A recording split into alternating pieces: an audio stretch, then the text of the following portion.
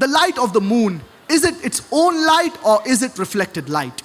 The atheist will tell you that previously we thought that the light of the moon was its own light. It was later on when science advanced, we came to know that the light of the moon is not its own light, but rather it is reflected light.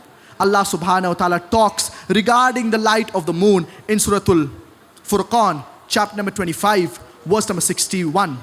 تبارك الذي جعل في السماء بروجا وجعل فيها سراجا وقمرا منيرا. Blessed is Allah subhanahu wa ta'ala, who has placed constellations in the sky and has placed sun having its own light and moon having borrowed light. The Arabic word for sun, it is shams.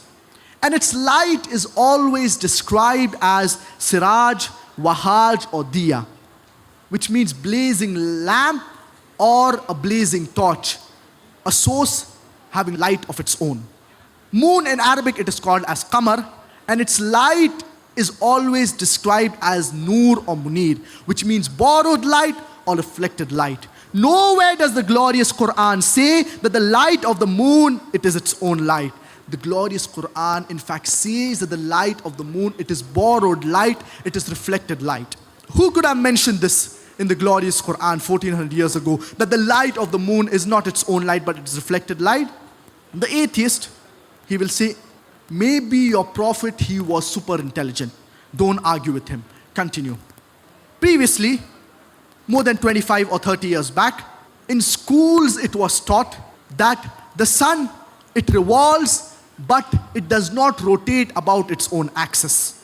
So, the atheist, he will say, is this mentioned in the glorious Qur'an? I will tell him, no. What does the glorious Qur'an say about the motion of the sun? Allah subhanahu wa ta'ala says in the glorious Qur'an, in Surah Al-Anbiya, chapter number 21, verse number 33. هُوَ الَّذِي خَلَقَ اللَّيْلَ وَالنَّهَارَ وَالشَّمْسَ وَالْقَمَرَ كُلٌّ فِي فَلَكٍ يَسْبَحُونَ. It is Allah who has created the night and the day, the sun and the moon, each in its orbit, moving in its own motion. The Arabic word used is yasbahun, which refers to the motion of a moving body. So the glorious Qur'an says that the sun, it has a particular motion. And from this verse of the glorious Qur'an, we understand that the sun, besides revolving, it even rotates about its own axis.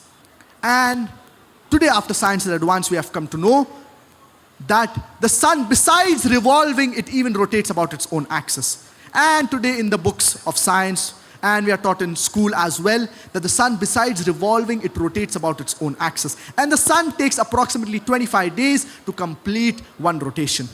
Who could have mentioned regarding the movement of the sun, and that besides it revolve, it even rotates about its own axis? Who could have mentioned this in the glorious Quran 1400 years ago?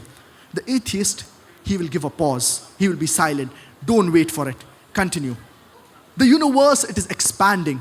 And science has discovered this recently, few years back, 100 years back, 200 years back, 300 years back. The glorious Quran mentions, Allah subhanahu wa ta'ala says in the glorious Quran, in Surah Al-Dhariyat, chapter number 51, verse number 47, and we have created the expanding universe.